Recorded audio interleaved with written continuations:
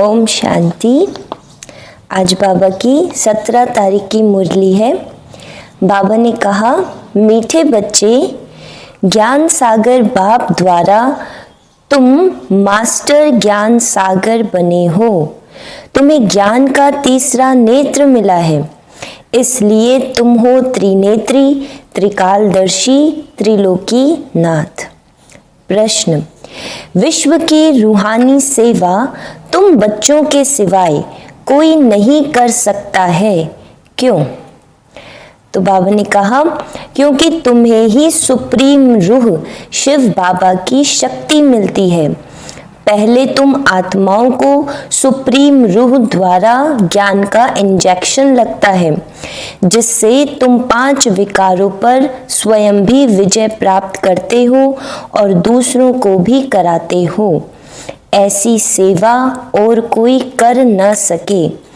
कल्प कल्प तुम बच्चे ही यह रूहानी सेवा करते हो। ओम शांति।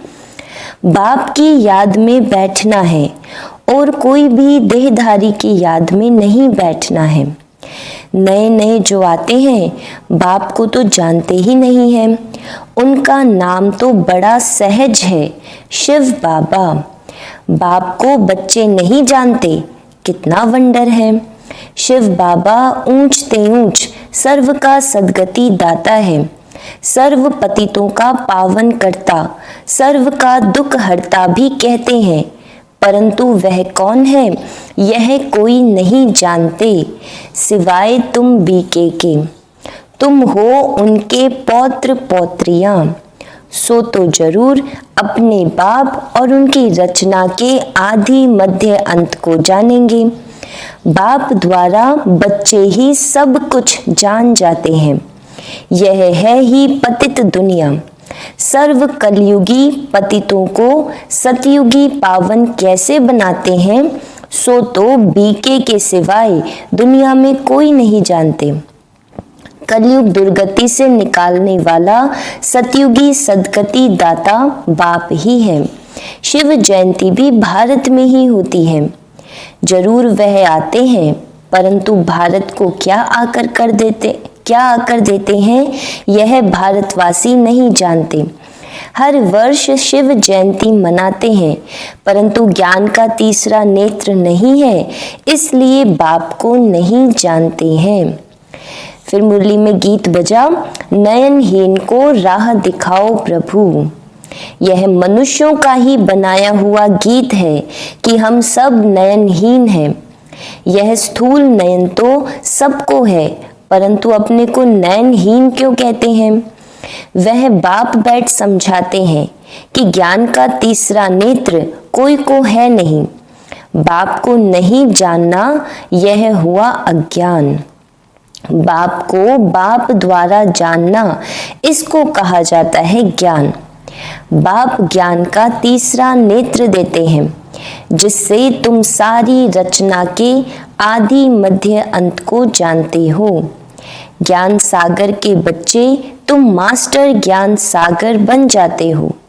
तीसरा नेत्र माना ही त्रिनेत्री, त्रिकालदर्शी, त्रिलोकी नाथ बन जाते हो।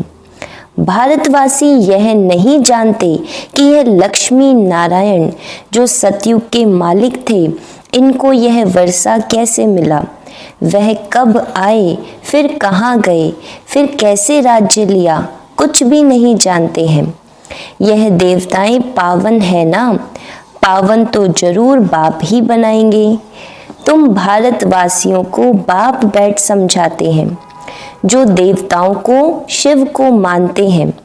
शिव का जन्म भी भारत में हुआ है। ऊंचते ऊंच है भगवान। शिव जयंती भी यहाँ मनाते हैं। जगत अम्बा, जगत पिता ब्रह्मा और सरस्वती का भी जन्म यहाँ ही है, भारत में ही मनाते हैं।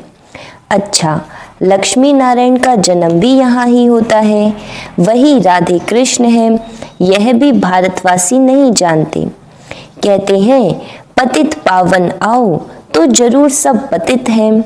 साधु संत ऋषि मुनि आदि सब पुकारते हैं कि हमको पावन बनाने आओ।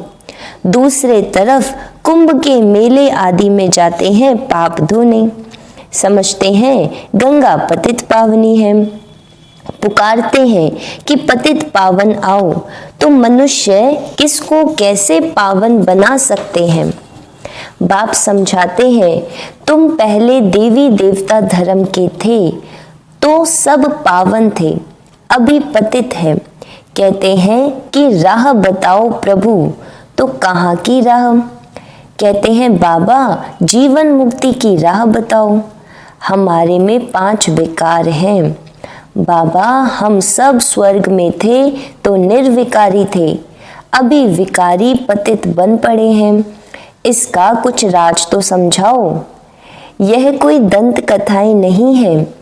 बाप समझाते हैं श्रीमद् भगवत गीता अथवा परमात्मा की सुनाई हुई गीता है।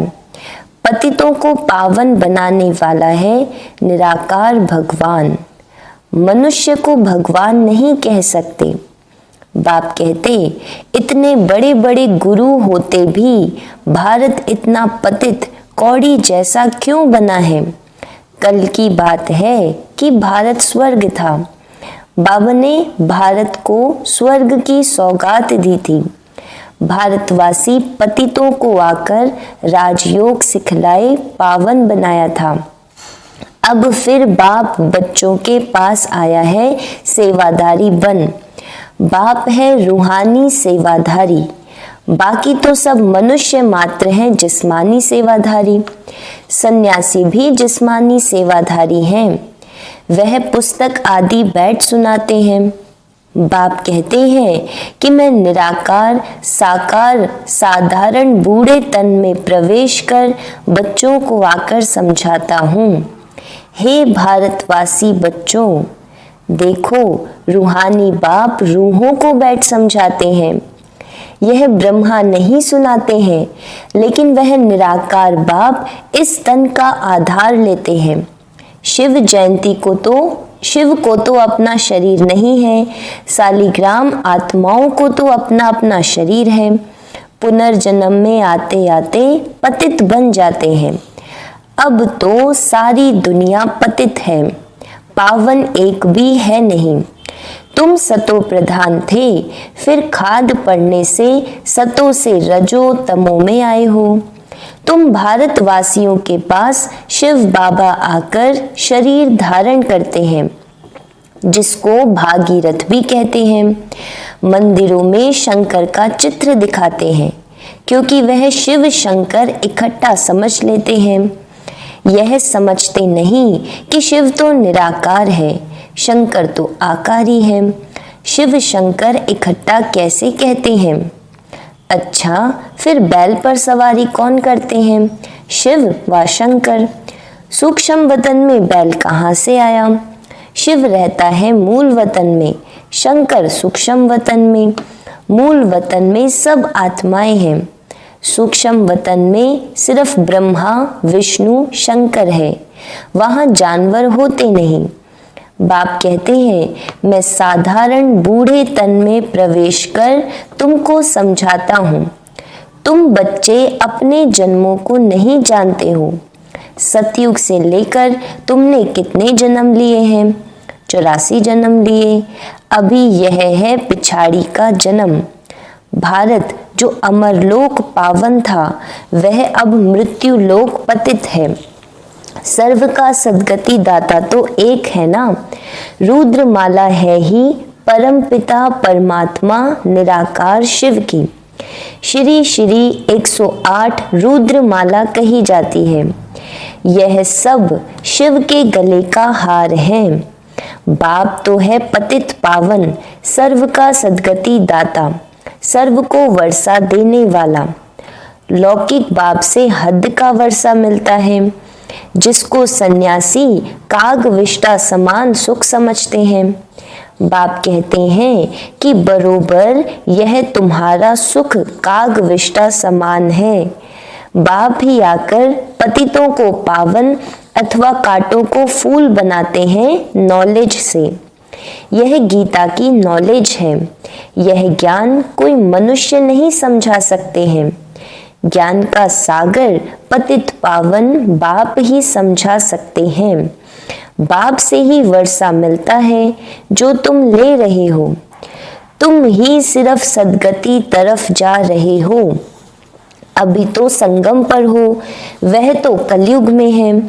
अभी है कलयुग का अंत। महाभारत लड़ाई भी सामने खड़ी है। 5000 वर्ष पहले भी जब तुम राजयोग सीखते थे तो भंबोर को आग लगी थी। अभी तुम राजयोग सीख रहे हो, यह लक्ष्मी नारायण बनने के लिए। बाकी तो है भक्ति मार्ग। बाप जब आते हैं तो आकर स्वर्ग के द्वार खोलते हैं। बाप कहते हैं कि यह शिव शक्ति भारत माताएं तो भारत को स्वर्ग बनाती है। श्रीमत पर तुम हो शिव शक्ति भारत माताएं जो भारत को स्वर्ग बनाती हो। तुम हो ही शिव की औलाद, उसको ही याद करते हो। शिव से शक्ति लेकर 5 विकारों रूपी शत्रुओं पर जीत पाते हो। तुम बच्चों ने 5000 वर्ष पहले भी भारत की रूहानी सेवा की थी। वो सोशल वर्कर्स करते हैं जिस्मानी सेवा, यह है रूहानी सेवा। सुप्रीम रूह आकर आत्मा को इंजेक्शन लगाते हैं, पढ़ाते हैं, आत्मा ही सुनती है। तुम आत्माएं हो, तुम ही 84 जन्म लेते हो। एक शरीर छोड़ दूसरा लेते हैं। 84 जन्म ले 84 माँ बाप मिले, 84 माँ बाप बनाए हैं। सतयुग त्रेता में तुमने स्वर्ग के सुख पाए, अब फिर बेहद के बाप द्वारा सुख का वर्षा ले रहे हो। बरोबर भारत को यह वर्षा था। भारत में यह लक्ष्मी नारायण का राज्य था। वहाँ दैत्य आदि कोई नहीं थे। तुम जानते हो अभी इस पुरानी दुनिया को आग लगनी है। मैं आकर ज्ञान यज्ञ रचता हूँ। तुम सब पवित्र देवता बनते हो। हजारों हैं जो देवता बनने का पुरुषार्थ कर रहे हैं। बाप आया है बच्चों की सद्गति करने।